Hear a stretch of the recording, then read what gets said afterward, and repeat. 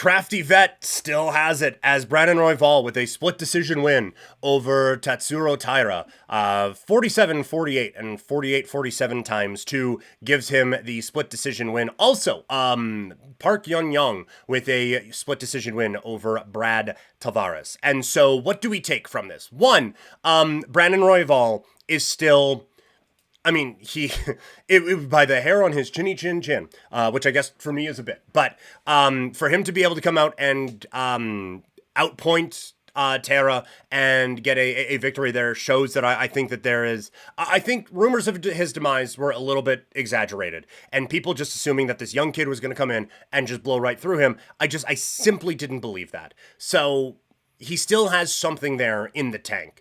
And I still think championship caliber fighter, maybe not, but high level fighter in the flyweight division right now that is still kind of developing.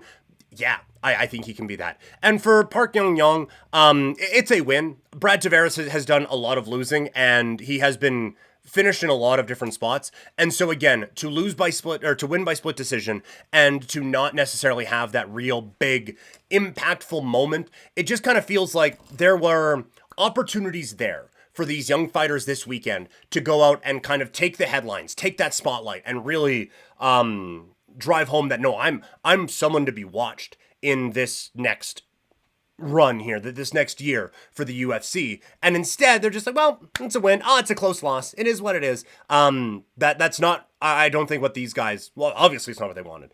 And I think that this does kind of... I don't think there's like a bigger picture thing here or anything like that. It's a good win for Royval. Does it get him into title contention? I don't think so. It's a good win for Park Young.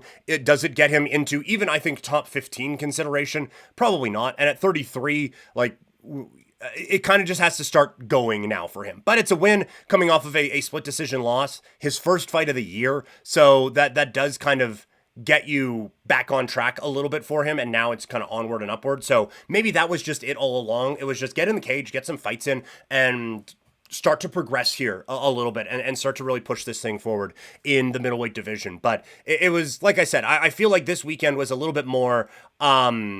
a little bit more about missed opportunities than, oh, wow, this guy came out and really did the damn thing. Coming up this weekend, it is Anthony Hernandez taking on Michel Pereira. You have Hernandez, who is 30 years old. He is coming off of a pretty good run here. He beat Roman Kopylov by submission at the beginning part of the year. He has won 5 fights in a row. Taking on Pereira, who has... certainly been polarizing, was in the beginning part of his career, came out, did a whole lot of dancing, a whole lot of a shtick, and then did a whole lot of losing. But since then, he has come out, he's won 8 fights in a row, and so you have a couple of really intriguing fighters in the middleweight division stepping up. And then you have Rob Font fighting in the bantamweight division. Font is still, I think, a exciting fighter, but the results haven't been there. Now, the results haven't been there against Figueiredo, Sandhagen, Marlon Vera, and Jose Aldo. Tough to get those results. And so it is just a question of how far has he fallen and where does Kyler Phillips rank? At 29 years old, Phillips has won 3 fights in a row, and coming off of a win over Pedro Munoz, this is a good kind of next step for him. So a couple intriguing fights on the UFC card this week. All right, that is going to do it for the Combat Sports Talk. I think we covered everything.